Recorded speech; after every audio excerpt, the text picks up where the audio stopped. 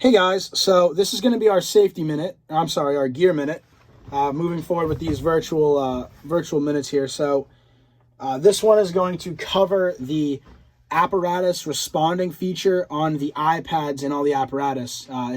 It's through I'm Responding. It's a feature that we don't really use a whole lot, but it's something we could totally benefit for. It helps us track our apparatus a little better. So all the three trucks that have these iPads have I'm Responding loaded on it, and they have their own accounts. So the screens look pretty similar to the screens we're used to for our phones. And you can see the now responding. This is where if someone was responding, that would pop up. You can see the incident details, and you can see the little map function.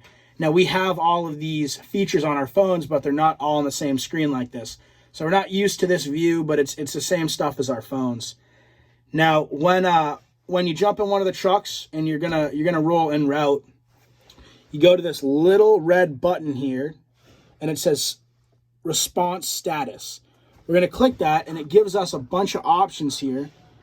We hit this, it says not selected right here where it says status response.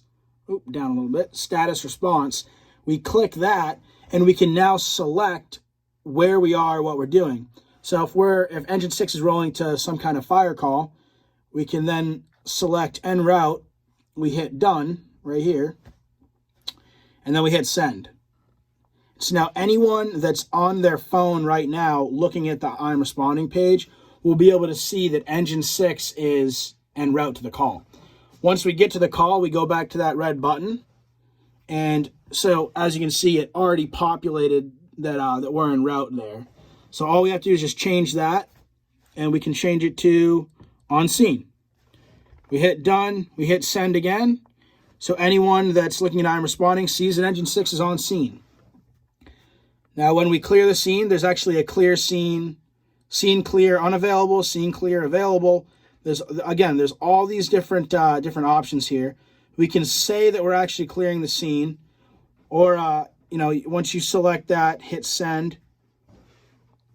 Anyone that's looking at their phone can see that that's the status of engine 6.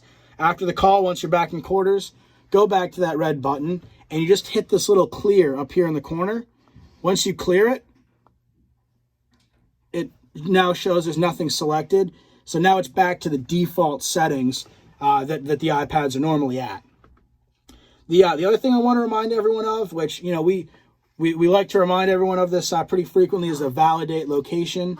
Everyone's used to just kind of driving to the address, because a lot of people in town don't need the GPS function that I'm Responding has, but I'm Responding does have that GPS function where it'll map you straight to the address location that's reported by dispatch.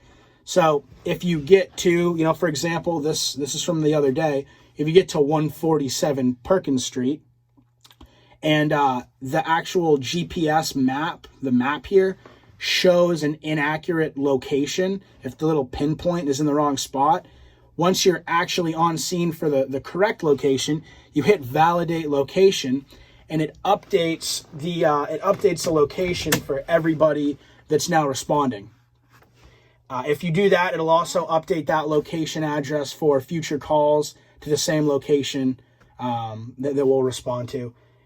And it just adjusts the GPS function. So it's a pretty beneficial feature. There's quite a few features that we don't use here on I'm Responding that we want to start using, especially now that this is a good jumping off platform for our virtual stuff.